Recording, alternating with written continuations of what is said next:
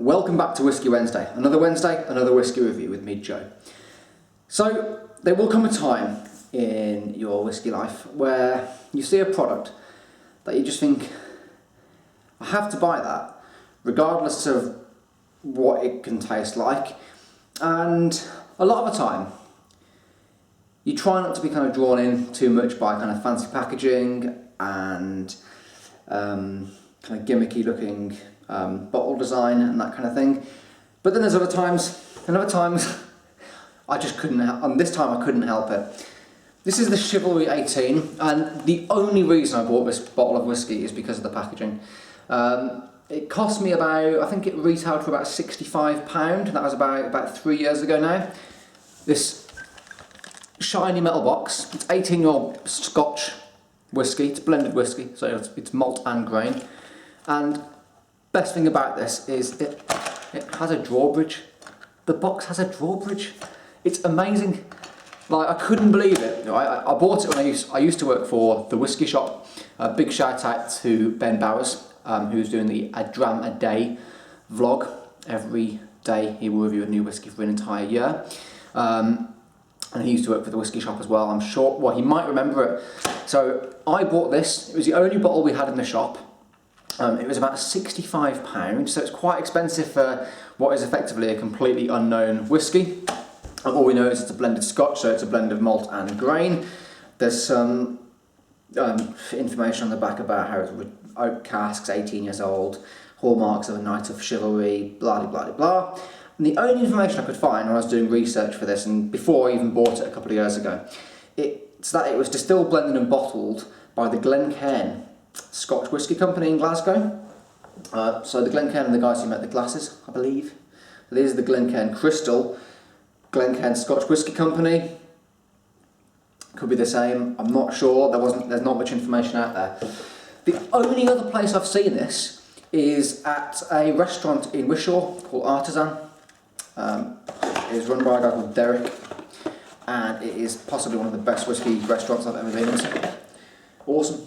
And the bottle itself is getting this plastic top, and it has like a little tag thing that comes out when you pour it. It's taken me a while to get through this. Let's review it. Let's pour a little bit out.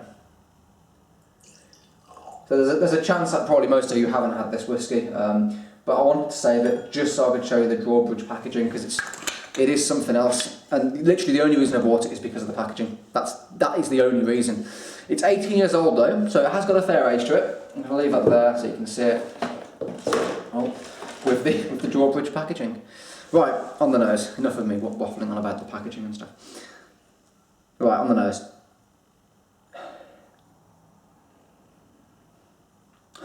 It's actually surprisingly complex in terms of, there's a few more than, I thought it was going to have like one or two different flavour notes, but that's actually a flavour. I think there's kind of rich toffee, for sure.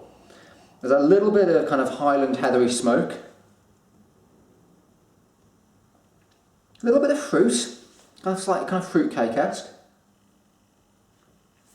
It's been a while. I mean, as I say, I've had it a while, so I've been kind of chipping away at it. There's some kind of incensey, kind of aromatic, kind of burnt wood quality to it. In fact, on the nose, imagine if, I think Ben said this about Dalmore. Ben kind of sees Dalmore as a kind of quintessential Scotch taste. If you're going to introduce someone to Scotch whisky, he said Dalmore would be the way to go. I would say this is Scotch. This is Scotch whisky. It's kind of got one of those just all-encompassing tastes. There's a little bit of everything going on there. There's that fruit, there's a kind of richness, that little bit of kind of very subtle smoke. It's not peaty, it's that subtle smokiness. Ginger biscuits, bit of dark chocolate. Kind of reminds me of, those kind of Garibaldi biscuits. So the kind of fruity biscuit. Alright, let's give it a taste.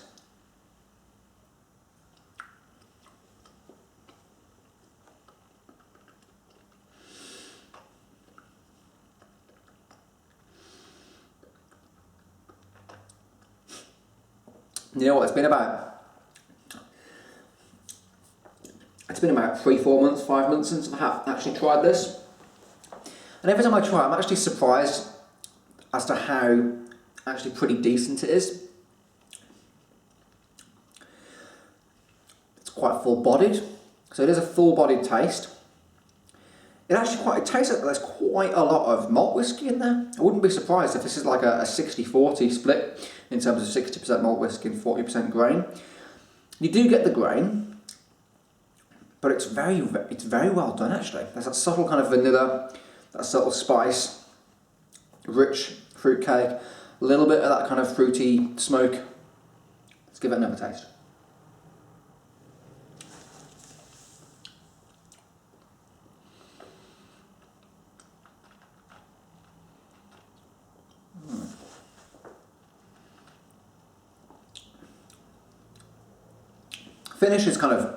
The finish is a perfect balance between spice and smoke and sweet.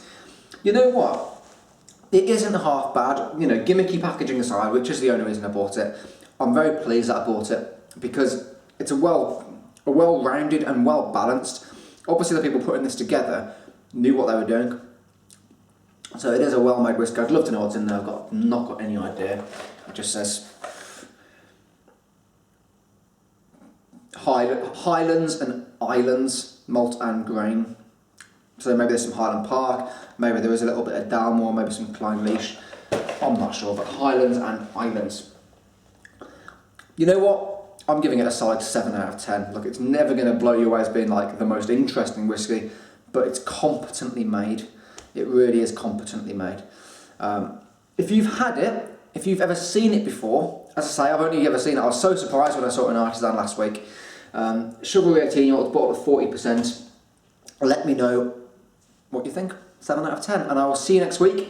And next week I'm reviewing a SMWS bottle, a Kalila. Right guys, see you next week. Bye bye.